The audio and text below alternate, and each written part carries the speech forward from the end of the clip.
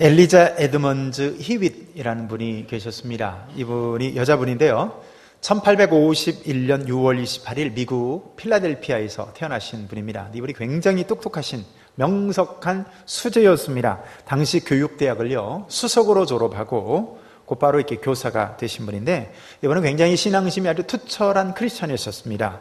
이 여자분이 평소에 불량 청소년들을 선도하는 일에 굉장히 많이 헌신했던 그런 분이었습니다. 그런데 어쩌다가 불행히도 이 청소년들을 선도하다가요 등뼈를 얻어맞아 척추를 크게 다치고 말았습니다. 그래가지고 그 해 겨울부터 이듬해 여름 때까지 장장 7개월 동안을요 병상에 누워서 꼼짝도 못하는 신세가 됐습니다. 자, 어느 정도 증세가 심각했냐면 이 긴 세월 동안 병상에 누워가지고 대소변까지 받아야 하는 그런 상황이 된 겁니다. 자, 이런 긴 시간 동안 이분의 신앙은 날이 갈수록 약해져 가면서 원망과 짜증과 불평과 이런 것들로 하루하루를 이렇게 보내고 있었습니다. 특별히 자신을 가해했던 이 청소년을요 그 미워서 용서할 수가 없는 거예요, 도저히. 그래서 그 마음에 막 미움이 막 자리 잡고 있는 뭐 그런 상황이었고, 더군다나 결정적으로 그러면 누구에게로 원망이 갈까요?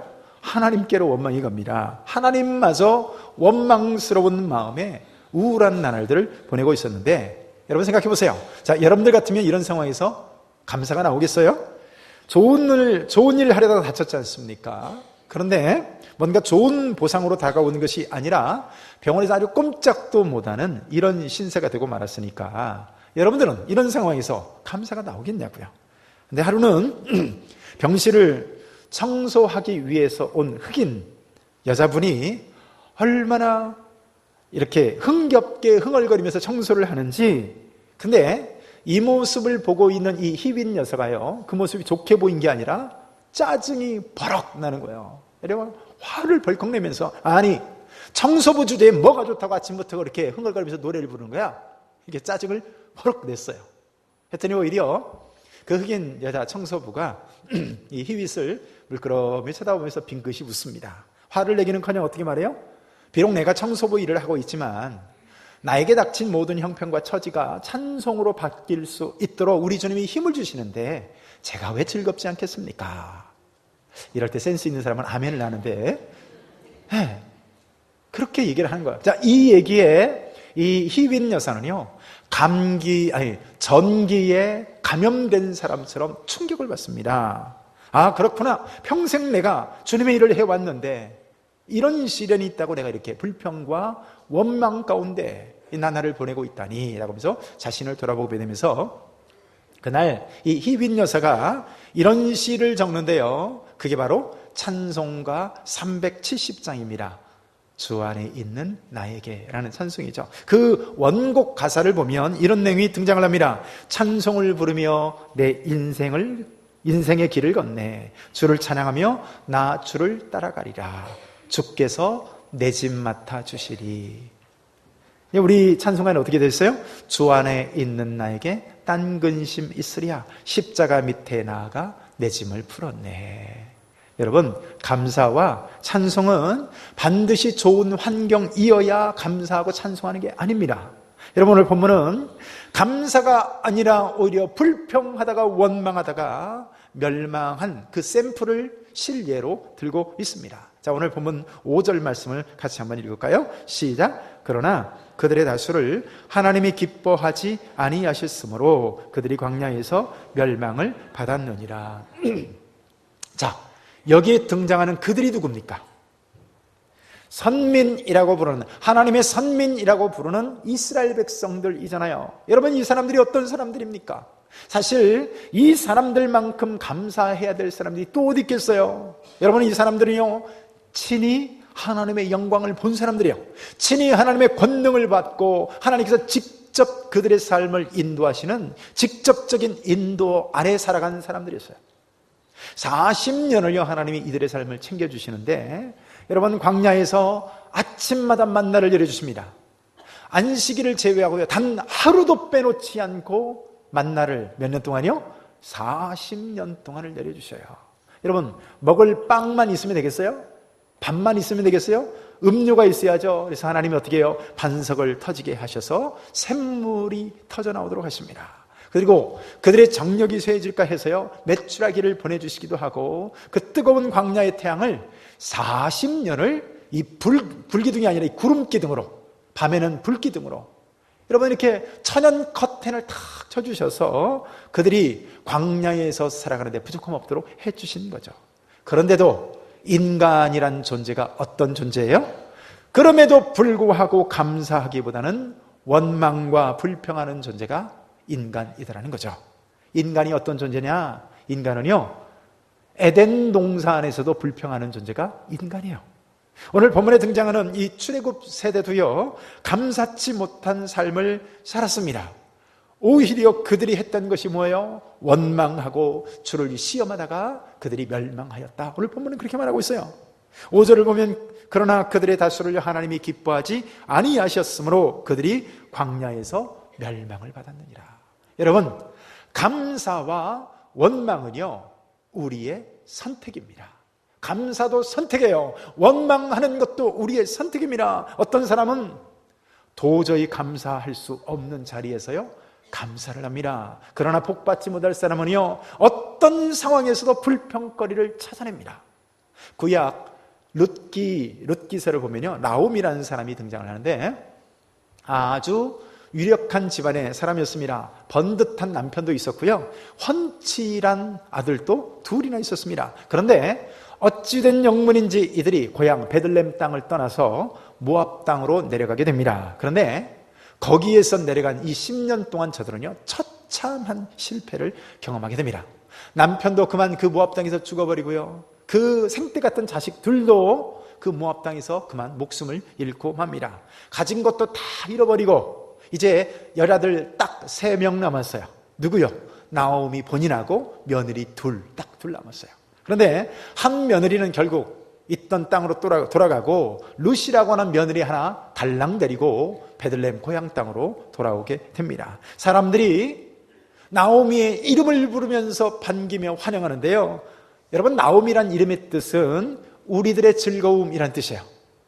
그러니까 나오미의 이름을 부르는데 나오미가 뭐라고 말해요? 나오미라 부르지 말고 내 이름을 차라리 마라라 불러다오. 마라란 말은요, 쓰다라는 뜻이에요. 인생이 즐거운 것이 아니라 내가 지난 10년 동안 아주 마라와 같은 쓰디쓴 인생을 살다 왔다는 거죠. 여러분, 한마디로 지난 10년간의 세월은 그들에게서 모든 것을 앗아간 세월이었습니다. 자, 여러분, 오죽했으면 이 사람들이 고향 땅에 돌아와서 한 일이 뭐예요? 남이 추수하다가 떨어뜨린 이삭 주워 먹고 살아야 할 이런 형편에 놓여 되겠습니다. 그래서 이삭주로 며느리 룻이 나가는데요, 여러분, 며느리 룻이 이삭을 주우러 간다는 것은요, 스스로 가장 천한 사람이 되었다라고 하는 스스로의 표시가 되는 거예요. 네, 여러분, 여기에 무슨 감사가 있겠어요? 네, 12년 전에 그들이 살았던 동네가 아닙니까? 큰 밭을 소유했었던 사람들이고 부유하고 넉넉했던 사람들인데 이제는 모든 것을 다 잃어버리고 남편들, 자식들 다 잃어버리고 이삭 줍기 하면서 고향 땅에 와서 좀 구걸하면서 살아야 될 형편인데, 그런데 어찌된 일인지 저녁에 며느리 룻이 나가서 보리 이삭 한 단을 들고 돌아오는데요, 그때 이렇게 말합니다. 룻기 2장 20절을 보면요, 나오미가 자기 며느리에게 이르되 그가 여호와로부터 복받기를 원하노라. 그가 살아있는 자와 죽은 자에게 은혜 베풀기를 그치지 아니하는도다 하고. 아멘. 예, 얻어먹고 사는 신세, 그런 신세를 한탄하고 불평하고 원망하고 있는 것이 아니라 어떻게 해요? 이삭 줄 수 있음에 그가 하나님의 은혜로다라고 말하는 거예요. 감사로다라고 말하는 거예요. 천주교 모 재단에 가보면요, 거기에 이런 글씨로 크게 앞에 써 있습니다. 얻어먹을 수 있는 힘만 있어도 그것은 주님의 은혜입니다 라고 써 있습니다. 예전에 제가요, 구걸 하시는 분들을 굉장히 안 좋게 본 적이 있었습니다. 그때 제가 일용직을 하면서, 일용직 막노동을 해가면서 등록금을 벌고 있을 때요, 얼마나 힘들게 돈을 버는지 몰라요. 등록금을 버는데 그 막노동을 해가면서 하루하루 나가서 돈을 벌어서 이제 대학 등록금 좀 마련하겠다고 그렇게 힘겹게 이렇게 일을 하는데, 하루는 이제 일을 마치고 돌아오는데요. 너무 허기가 지는 거예요. 배고프고. 근데 길가에서 포장마차가 있는데 거기서 붕어빵을 얼마나 맛있게 굽고 있는지 냄새가 얼마나 맛있게 나는데 제가 그 빵을 못 사 먹었습니다. 왜요? 등록금을 마련해야 된다는 이 생각 때문에. 그리고 돌아서는데 어떤 사람이 저에게 다가오는데요. 한번 주십시오 하고 오는 거예요. 이게 제가 그때 순간적으로 화가 퍼럭 나는 거예요. 왜냐하면 나는 이렇게 힘들게 돈을 벌고 돌아왔는데 보니까요, 너무나 사지육신이 멀쩡한 거예요. 허우대가 너무 멀쩡한, 어디 아프신가? 안 아파요. 멀쩡한데 수염을 기르고 옷은 꾀지지하고 와서 돈 좀 달라는 거예요. 제가 차갑게 쌩하니 돌아서서 가버린 적이 있었어요. 그러면 마음속에 저런 한심한 사람들 같으니라고. 아니 나가서 말이야, 삽질 몇 번만 하면 5만 원, 6만 원을 주는데 얻어먹고 산다고 말이야. 제가 그 사람들을 얼마나 제가 정죄했는지 몰라요. 근데요, 나중에 알았습니다. 그렇게 몸으로 나가서 일할 수 있다는 것이 주님의 은혜였다는 것을 나중에 알게 됐습니다. 왜냐면요, 전에 있던 교회에 그 이후에 이제 복학을 하고 이제 교역자로서 생활을 하는데 노숙자 거린들을 섬기는 그런 교회가 있었습니다. 그래서 일주일 중에 화요일 날 오전 10시가 되면요, 누구를 막론하고 거린이든 노숙자든 와서 500원씩 타갈 수 있도록 해준 적이 있어요. 근데 어떤 분들은, 여러분 생각해 보세요. 교회가 없는 예산에서 이렇게 오시는 분마다 500원씩 드리면 막 소문이 나면요, 200명, 300명이 왔다가, 적은 돈이 아니거든요. 근데 어떤 분은 거기서 막 떼를 씁니다. 어떻게 떼를 쓸까요? 아예 하나 더 줘요. 막 이러면서 떼를 쓴다고요. 그래서 제가 거기도 이제 나름 규칙과 룰이라는 게 쓴 게, 이러면 하나씩 더 준다고 생각해요. 그 다음 사람들은 가만히 있겠어요? 또 더 달라고 그러겠죠. 그래서 그분들에게, 하나씩 더 달라는 분에게, 있잖아요, 이리 와보시라고 아저씨. 있잖아요, 저희 계단 보이시죠? 계단 몇 개 안 되는데 저기서 여기까지 이 걸레, 이 대걸레로 이렇게 쓸고 대걸레질로 닦으면 내 돈으로 10,000원을 드리겠다고 했습니다. 여러분, 그분이 할까요, 안 할까요? 안 하는 기적이 일어납니다. 안 해요. 제가 볼 때 맘먹고 하면 10분이면 끝날 것 같은데 민기적 민혁거리다가 서서 담배만 피고 막 온갖 인상 쓰다 그냥 가버려요.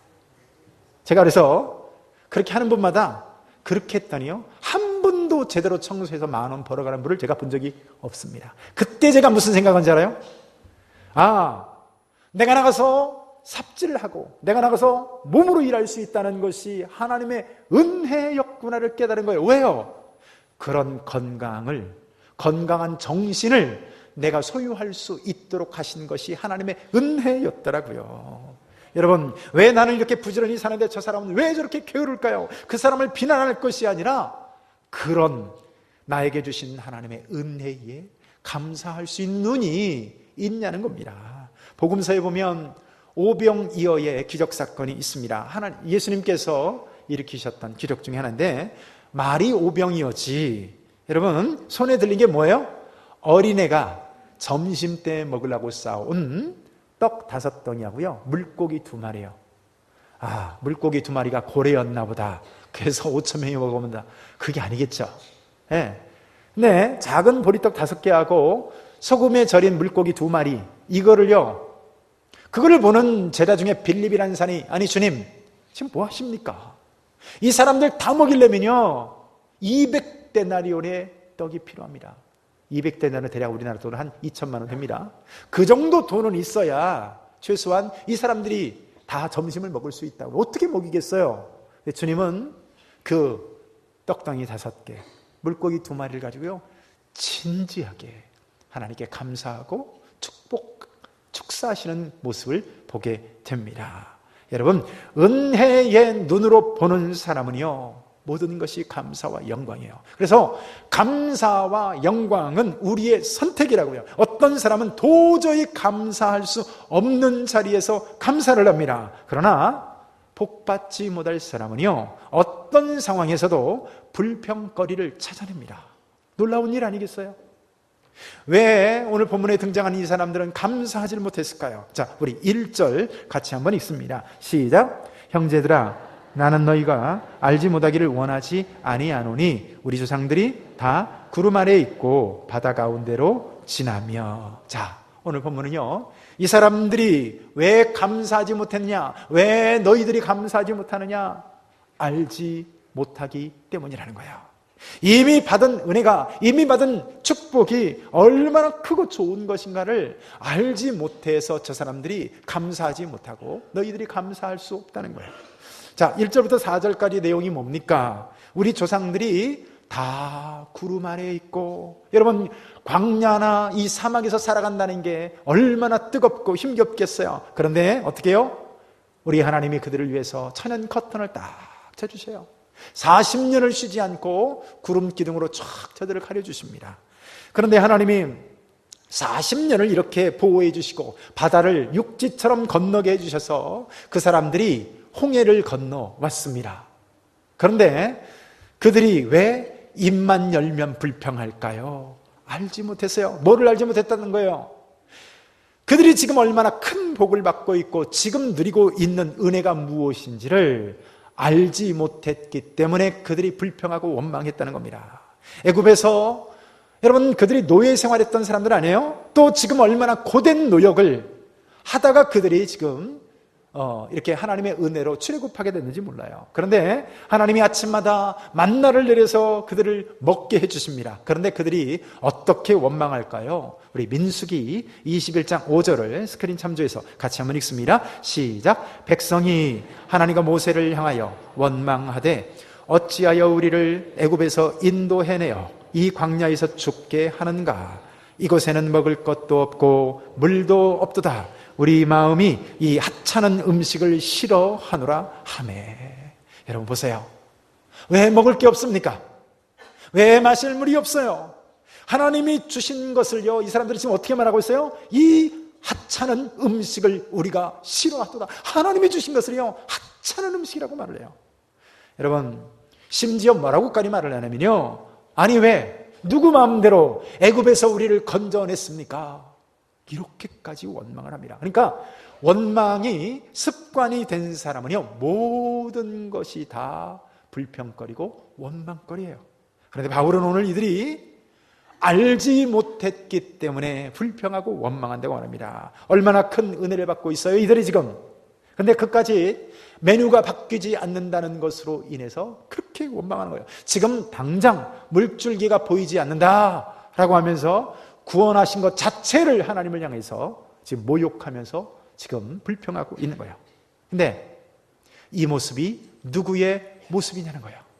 여러분, 이 모습이 우리들의 모습 아니냐는 겁니다. 우리가 어떤 존재입니까? 영원한 저주와 영원한 지옥불에서, 정말 사탄의 영원한 저주에서 우리를 건짐 받게 해주신 분이 바로 우리 주님 아니시겠어요? 구원받은 것 자체만 해도 감사한데 그런 우리를 거저주시는 하나님의 은혜로 하나님께서 자녀 삼아 주신 줄로 믿습니다. 그런데 이 땅에서 조금 덜 건강하다고, 돈이 조금 없다고 우리는 얼마나 우리 입에서 불평하고 원망하고 있습니까? 자녀도요, 부모를 알지 못한다면 절대로 부모를 향해서 감사할 수가 없습니다. 제가 참 감동적인 글을 하나 읽었는데요, 아빠의 위로라고 하는 간증을 제가 읽은 적이 있습니다. 사고로 이 여자아이가 중학교 3학년 때 이 교통사고를 당하게 되는데요, 그래서 이 3학년 여자아이가 보조다리 없이는 걸을 수 없는 그런 이렇게 장애를 입게 됩니다. 근데 이 과정에서 아빠도요, 다쳐가지고 장애를 입게 되고 보조다리로 걷게 되는데 아빠는 훨씬 상황은 좋았습니다. 자기만 같지는 않았지만 그래도 아빠도 보조다리 신세를 져야만 하는 거죠. 그런데 참 이 여자아이가 사춘기를 보내는데 죽고 싶을 만큼 열등감에 시달리고 책상 위에 엎드려서 펑펑 운 적이 한두 번이 아니었는데 아빠가 보조다리를 한 채 다가와서 등을 두드려주면서 위로해 줄 때 그 힘으로 아빠를 바라보면서 이 여자아이가 힘을 내서 이 사춘기를 무사히 보내고 대학교를 들어갔어요. 대학교를 들어갔는데 아빠가 펑펑 소리내서 우는 거예요. 그런 딸을 보면서 너무 자랑스럽다고 하면서 아빠가 함께 곁에서 눈물 지으며 기뻐하고 있습니다. 그런데 입학식을 끝나고 나오는데 깜짝 놀랄 만한 일이 벌어졌습니다. 갑자기 한 꼬마아이가 차도로 뛰어들었는데 이 교통사고가 나는 상황이 된 거죠. 네, 이 여자아이 눈앞에 더 믿을 수 없는 일이 벌어지는데요, 아빠가 차에서 내려서 보조다리를 차려는 상황이었는데 보조다리를 차지 않은 채 아빠가 뛰어가서 그 꼬마아이를 길에서 건져 구출해내는 거예요. 딸이 도저히 믿을 수 없어서 눈이 휘둥그레져 있는데 아빠는 모른 척하고 다시 보조다리를 차고 휘적휘적 걸어가 버리고 맙니다. 그때 딸이 엄마를 향해서 고함을 치면서 엄마도 봤지? 아빠 모습 봤지? 근데요, 엄마가 그런 얘기하는 거예요. 사실을 얘기해 주는데, 희연아, 엄마 말 잘 들어봐. 너도 언젠가는 알게 되리라고 생각을 했는데 사실 아빠는 정상인이야.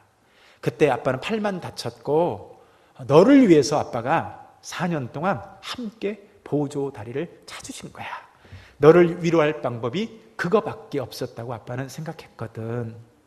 여러분, 이 아빠가요, 딸을 위로하기 위해서 4년 동안 보조다리를 딸이 볼 때마다 찾다는 사실에 여러분 감동이 있지 않습니까? 근데 우리 하나님은요, 우리 하나님은 우리의 그 가난함을 위해서 우리 주님이 참 누울 곳조차 없어서 짐승의 구유통에서 태어나시고 나의 볼품없는 이 직업을 위해서 우리 주님이 목수라는 직업이 되시고 소외받고 사는 나를 위해서 친구에게 배신을 당하고 제자에게 배신을 당하고 죄인된 나를 구원하시기 위해서 가장 큰 죄인의 모습으로 우리를 대신해서 그 모든 죄를 그 어깨에 지시고 십자가에 달려 죽으셨습니다. 우리는 그렇게 아들을 내어주신 하나님의 사랑으로, 그리고 십자가에서 죽기까지 순종하신 이 주님의 은혜로 저와 여러분들이 오늘 하나님의 자녀가 되었습니다. 저와 여러분들이 구원받았습니다. 그런데 왜 우리가 감사하지 못합니까요? 알지 못해서라는 거예요. 깨닫지 못해서라는 거죠. 하나님이 우리에게 얼마나 좋은 분인지, 우리의 구원을 위해서 어떤 희생을 하셨는지 알지 못해서, 깨닫지 못해서 그렇다는 겁니다. 또 우리에게 복음이 전해지기까지 그 수많은 선교사님들이 이 땅에 와서 얼마나 많은 희생과 피를 흘렸는지, 또 그런 선교사님들을 보내주기 위해서 영국 교회가, 미국 교회가, 그 성도들이 얼마나 많은 헌신과 수고가 있었는지를 깨닫지 못해서, 알지 못해서 우리가 감사하지 못하는 겁니다. 여러분, 아는 만큼 감사하는 거예요. 오늘 이스라엘 백성들이 감사할 수 없었던 또 하나의 이유가 7절에 등장하는데요, 우리 같이 한번 읽습니다. 7절입니다. 시작. 그들 가운데 어떤 사람들과 같이 너희는 우상 숭배하는 자가 되지 말라. 기록된 바 백성이 앉아서 먹고 마시며 일어나서 뛰는다 함과 같으니라. 여러분, 우상 숭배가 감사하고 무슨 상관이 있을까요? 여러분, 왜 이스라엘 백성들은 그런 하나님의 은혜에도 불구하고 그들은 우상 숭배를 했을까요? 광야에서만이 아니에요. 가나안 땅에 들어가서도, 젖과 꿀이 흐르는 땅이라고 하는 가나안 땅에 들어가서도 저 사람들은 멈추지 않고 우상을 숭배하는 것을 보게 됩니다. 왜 그랬을까요? 그들에게 탐심이 있었기 때문에요. 골로새서 3장 5절을 보면요, 탐심은 우상 숭배니라라고 말해요. 여러분, 출애굽한 이스라엘 백성들이 우상 숭배를 했던 것은 그들 안에 있는 욕심 때문이었어요. 내 안에 내가 주인이 되어서 내 안에 욕심이 살아있는 이상, 여러분, 하나님만을 섬길 수는 없어요. 왜요? 내 안에 욕심이 있기 때문에 풍요의 신을 쫓게 되어 있죠. 그래서 절대로 감사는 있을 수가 없습니다. 왜 우상 숭배를 해요? 하나님이라고 하는 존재도 나를 위해 존재하는 신에 불과한 거예요. 그래서 끝없는 탐욕으로 인해서 절대로 우상을 따라가는 사람은 만족할 수가 없습니다. 부모도 나를 위해서 존재하는 그런 존재고요, 교사도 나를 위해서, 목사도 나를 위해서, 심지어 교회도 나를 위해서 존재하는 것일 뿐입니다. 모두가 다 나를 위한 것이고 내가 드디어 내 인생의 주인인 것이죠. 그래서 주님이라고 표현을 쓰고 우리가 성경책 끼고 주일날 예배를 참석하지만 실상은 내가 주인인 거예요. 자, 이런 사람에게 감사가 있을까요? 내 안에 무저갱 같은 탐욕이 있는데, 욕심이 있는데 이 사람이 감사할 수 있을까요? 그래서 불평하는 거예요. 그래서 주어진 것에 결코 감사할 수가 없는 겁니다. 최근에 제 아내가 입원 치료를 한 적이 있습니다. 감기가 걸렸는데 일반적으로 감기를 걸리면 얼마나 가죠? 어떤 분이 감기에 걸려서 병원에 갔더니 의사가 큰일 날 뻔했대요. 왜 그러냐고 그랬더니 안 왔으면 내일이면 낫을 뻔했대요. 이분이 그래서 그런 말이 있잖아요. 그 병원에 가면 2주 만에 낫고 병원에 안 가면 보름 만에 낫는다. 수준 높은 이야기를 이해하시는지 모르겠어요. 제 아내가 감기를 걸렸는데 보통 2, 3주면 낫는데 2달이 지나도 낫지를 않고 갈수록 기침이 심해지고 나중에는 머리가 울리고 가슴이 너무 아프고 막 이래가지고 점점 심각해져가지고 이게 기관지염 같은 게 아닌가, 혹시 폐렴이 오지 않았나 싶어서 입원 치료를 했는데, 근데 한 일주일 정도 계속 이렇게 입원해서 치료를 하니까 좋아지는데, 그러니까 기침은 멎고 가래도 수그러들고 이렇게 해요. 문제는 뭐냐면 이제 아직 덜 나은 상태인데 약 부작용이 생기는 거예요. 항생제가 안 맞는지 치료를 받으면 받을수록 온몸에 뭔가 발진 같은 게 생기고 손바닥 같은 게 뭐가 나면서 가려워서 살 수가 없는 거예요. 자, 약을 먹으면 기침이 멈추는데 기침을 멈추면 약을 먹어서 손이나 발이나 온 등이나 이런데 피부 문제가 생기는 거예요. 네, 알러지가 생기는 거죠. 그래서 약을 먹을 수도 없고 안 먹을 수도 없고, 안 먹으면 기침을 하고 먹으면 손바닥 같은데 이런 이상한 피부 발진 같은 게 생기고 손, 발에 이런 게 생기는 거죠. 해서 참 고생을 해서 그래서 지금 많이 좋아졌습니다. 할렐루야. 다 나았으니까 제가 이런 얘기합니다. 근데 여러분, 그런 와중에 제가 깨달은 게 있어요. 뭔지 아십니까? 그동안 건강했었다는 것에 대해서 얼마나 감사했냐는 거죠. 대부분 이 자리에 계신 분들 기침 안 하시잖아요. 왜 안 할까요? 안 하는 게 은혜인 거죠. 우리가 2달 동안 감기 걸렸어요, 이 세상에. 하지만 나머지 10달은 건강하지 않았습니까? 누가 기침하고 싶은 사람이 누가 있고 그런 사람이 누가 있겠어요?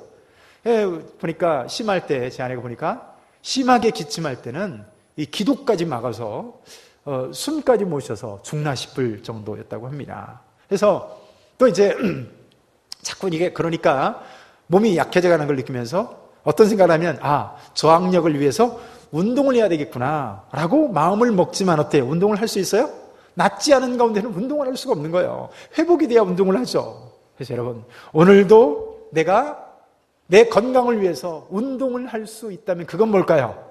이건 하나님의 은혜인 줄로 믿습니다. 그 자체가 감사라고요. 그런데 우리는 너무나도 쉽게 하나님이 내게 해주신 게 뭔데요? 라고 이야기를 하는 거죠. 사람이 똑바로 균형 잡고 걸어간다는 게 얼마나 기적인지 아세요? 가끔 가다가 이석증, 그러니까 이 달팽이관에 그 조그마한 돌 같은 게 있어요. 그게 조금만 자리를 이탈해도요, 그거 아세요? 사람이 정상적으로 서 있지도 못합니다.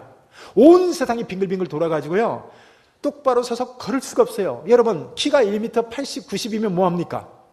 얼굴이 막 근육이 불뚱불뚱 있으면 뭐예요? 손과 발에. 여러분, 그 조그만 거 하나 귀에서 조그만 자리를 이탈해도요, 사람이 119에 실려가고 하루 종일 구토하고 이런 상황이 됩니다.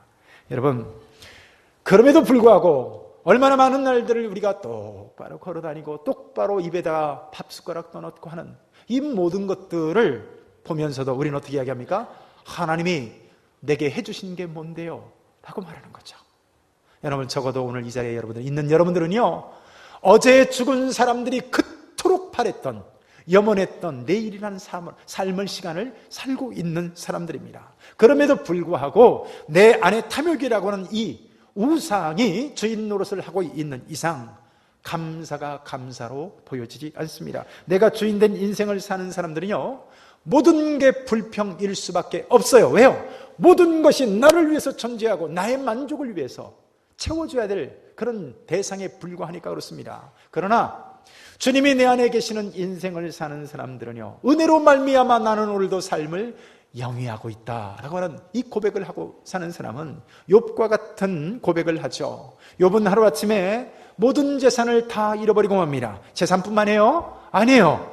하루아침에 10 자녀들이 태풍에 휩쓸려가지고 다 죽고 맙니다. 그리고 그는 그날부터 온몸에 머리끝에서 발끝까지 악한 종기와 이런 가려움에 시달리는 이런 악창이 돋아나서 기왓장으로 몸을 긁고 있어야 할 지경에 있습니다. 그런데 그의 고백이 뭐예요? 욥기 1장 21절에서 22절을 보면 이르되 내가 모태에서 알몸으로 나왔사온즉 또한 알몸이 그리로 돌아가올지라 주신이도 여호와시요 거두니도 여호와이시오니 여호와의 이름이 찬송을 받으실지니라 하고 이 모든 일에 욥이 범죄하지 아니하고 하나님을 향하여 원망하지 아니하니라. 이게 믿음의 사람이에요. 이게 영성 있는 사람이에요. 김국진이라는 사람이 타타타라는 노래 보면 알몸으로 나왔는데 옷 한 벌은 건졌산소. 저는 트로트를 별로 안 좋아하는 사람이지만 여러분 그 말이 사실 아닌가요? 여러분 욥과 같이 내게 주신 모든 것이 하나님의 은혜입니다라고 고백하는 사람은요 주신 이가 하나님이십니다 라는 이 고백이 있는 사람, 그 사람이 오늘 욥과 같이 그 상황에서도 감사할 수 있는 거죠. 내가 입고 있는 옷, 내가 행복을 경험하고 있는 이 가정, 내가 누리고 있는 이 모든 재물들, 비록 적다 할지라도 이 모든 것은 근본적으로 하나님이 내게 주신 은혜다라는 거야. 여러분 이 진리를 아는 사람이 감사할 줄로 믿습니다. 그래서 어떤 사람은요 심지어 부도가 났는데 부도 감상금을 드리더라고요. 어떤 사람들이 찾아가 보면 교통사고가 났어요. 병원에서 입원했어요. 그래서 찾아가서 그분을 제가 위로하러 갔는데 그런 말을 해요. 목사님, 제가 얼마나 하나님께 감사하는지 몰라요. 뭐가 감사합니까? 교통사고 나서 병원에 입원해서 지금 수술도 하고 막 기부스 하고 있는데, 근데 여러분 하나님이 내게 주신 은혜가 얼마나 큰 것인지를 아는 사람은요 이 감사의 안경을 쓰고 있는 사람은 범사에 감사할 수밖에 없는 거예요. 그런데 어때요? 이 불평과 원망이라고 하는 안경을 쓰고 있는 사람은 모든 것이 불평과 원망과 짜증일 뿐인 것이죠. 여러분 내가 주인인 사람은요 내가 내 인생의 주인 되어서 왕노릇하는 사람은 어떻게 해요? 하나님도 나를 위해서 존재하는 대상일 뿐입니다. 그런데 여러분 내가 주인이 아니라 하나님이 내 인생에 들어와서 이 모든 삶을 영입케 하셨음을 진심으로 믿는 그 사람은요 하나님이 건강도 주셨고 하나님이 이 자리도 주셨고 지금 이 상황도 하나님의 은혜로다라고 감사하는 것입니다. 말씀을 맺습니다. 여러분 오늘 우리가 추수감사주일을 맞이하여서 여러분 우리는 어떤 감사의 제목이 있는지 여러분들에게 한번 물어보시길 바라요.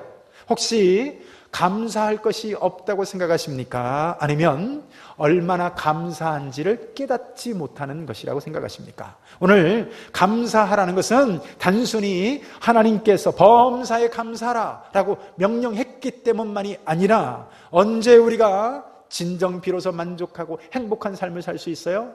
내가 범사에 감사할 때 드디어 나에게 행복이라고 하는 선물이 주어질 줄로 믿습니다. 여러분 그래서요 여러분 오늘도 이 이스라엘 백성들의 실패를 본보기 삼아서 오늘도 범사에 하나님께 감사함으로 복된 삶을 살아가시는 저와 여러분들의 삶이 되시기를 축복합니다. 기도하겠습니다.